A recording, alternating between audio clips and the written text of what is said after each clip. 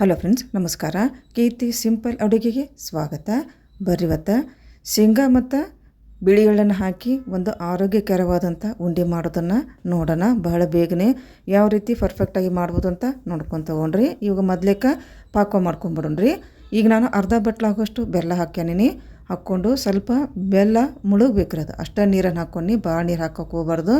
ಬೆಲ್ಲ ಮುಳುಗಬೇಕ್ರದ ಅಷ್ಟು ನೀರನ್ನು ಹಾಕಬೇಕು. ಒಂದು ಅರ್ಧ ಬಟ್ಲು ಅಷ್ಟು ನಾನು ಬೆಲ್ಲ ಹಾಕ್ಕೊಂಡೆ ನೋಡ್ರಿ. ಈಗ ಸ್ವಲ್ಪ ಬೆಲ್ಲ ಕರಗಬೇಕ್ರಿ. ಅದು ಅಲ್ಲಿ ತನಕನೂ ಸಣ್ಣ ಉರಿಯಾಗ ಇದನ್ನು ಈ ರೀತಿ ಮಿಕ್ಸ್ ಮಾಡ್ಕೊತಾನೆ ಇರ್ಬೇಕು ರೀ.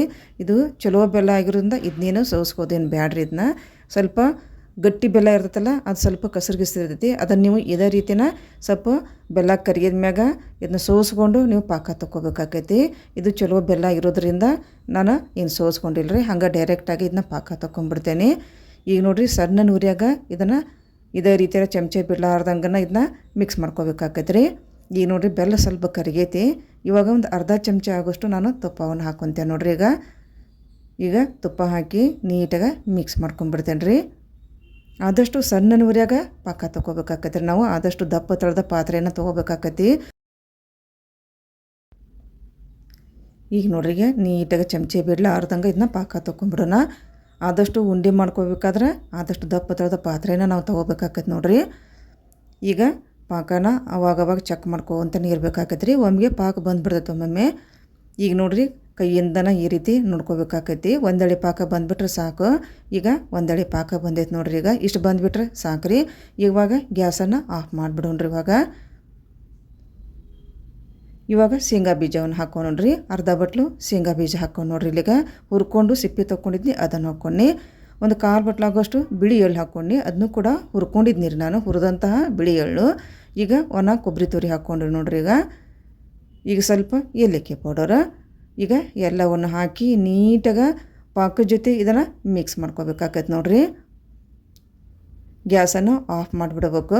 ಆಫ್ ಮಾಡಿನ ಇದನ್ನ ಚಲೋ ತಂಗನ ಪಾಕದ ಜೊತೆನ ಎಳ್ಳು ಮತ್ತು ಶೇಂಗಾವನ್ನು ನೀಟಾಗಿ ಮಿಕ್ಸ್ ಮಾಡ್ಕೋಬೇಕು. ಎಷ್ಟು ಚಲೋ ತಂಗ ನಾವು ಪಾಕದ ಜೊತೆ ಮಿಕ್ಸ್ ಮಾಡ್ತೀವಲ್ಲ ಅಷ್ಟು ನೀಟಾಗಿ ಉಂಡೆ ಮಾಡ್ಕೋಕೆ ನಮಗೆ ಬರ್ತೈತೆ ನೋಡ್ರಿ. ಈಗ ನೋಡ್ರಿ, ನೀಟಾಗಿ ಮಿಕ್ಸ್ ಮಾಡ್ಕೊಂಡಿದ್ದೆ ಆಯಿತು.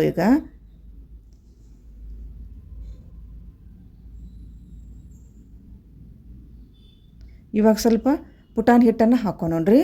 ಒಂದು 2-3 ಚಮಚ ನಾನು ಪುಟಾಣಿ ಹಿಟ್ಟು ಹಾಕ್ಕೊಂಡು ನೋಡ್ರಿ. ಪುಟಾಣಿನ ಮಿಕ್ಸಿ ಜಾರೊಳಗೆ ಸಣ್ಣಗೆ ಪೌಡ್ರ್ ಮಾಡ್ಕೊಂಡು ಇಟ್ಕೊಂಡಿದ್ದು ನಾನು.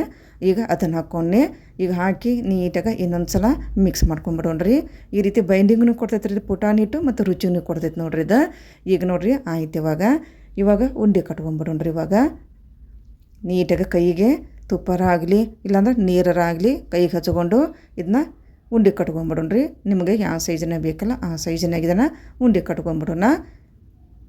ಕೈಗೆ ಸ್ವಲ್ಪ ನೀರು ಹಚ್ಕೋಬೇಕು, ಇಲ್ಲಾಂದ್ರೆ ತುಪ್ಪಾರ ಹಚ್ಕೋಬೇಕು ನೋಡ್ರಿ. ಆದಷ್ಟು ಲಘುನ ಮಾಡ್ಕೋಬೇಕಾಕೈತಿ.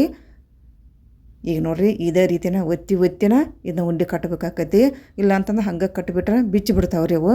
ಆದಷ್ಟು ಈ ರೀತಿ ಟೈಟಾಗಿ ಒತ್ತಿನ ನಾವು ಉಂಡೆ ಕಟ್ಟಬೇಕಾಕೈತಿ ನೋಡ್ರಿ.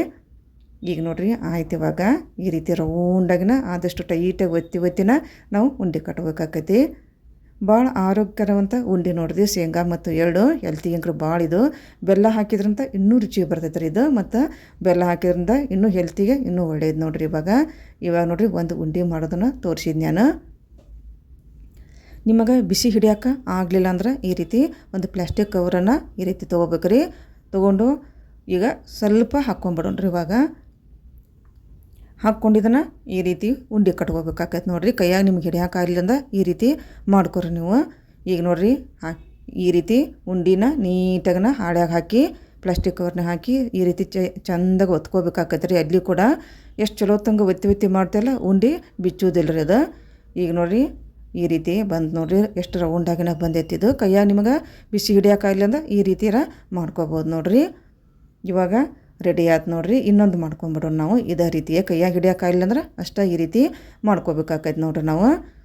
ಆದಷ್ಟು ಒತ್ತಿನ ಮಾಡ್ಕೊಂಬಿಟ್ರೆ ಉಂಡಿನೂ ಒಂದೂ ಒಡಿದಿಲ್ಲ ನೋಡ್ರಿ. ಇವು 8 ದಿನ ಇಟ್ಟರು ಏನು ಆಗೋದಿಲ್ಲ ನೋಡ್ರಿ. ಪಾಕ ಹಾಕಿ ಮಾಡೋದ್ರಿಂದ ಮತ್ತು ಹೆಲ್ದಿಗೂ ಕೂಡ ಒಳ್ಳೇದ್ರಿ ಇದು. ಚಿಕ್ಕವರಂದ್ರು ದೊಡ್ಡವ್ರ ತನಕನೂ ಭಾಳ ಇಷ್ಟಪಟ್ಟನ ತಿಂತಾರೆ ನೋಡ್ರಿ. ರೆಡಿ ಆಯ್ತು ನೋಡ್ರಿ. ಇವಾಗ ಶೇಂಗಾ ಮತ್ತು ಎಳ್ಳು ಹಾಕಿದಂಥ ಉಂಡೆ. ಈ ಒಂದು ರೆಸಿಪಿ ಲೈಕ್ ಆಗಿದ್ರೆ ಲೈಕ್ ಮಾಡಿರಿ, ಶೇರ್ ಮಾಡಿರಿ.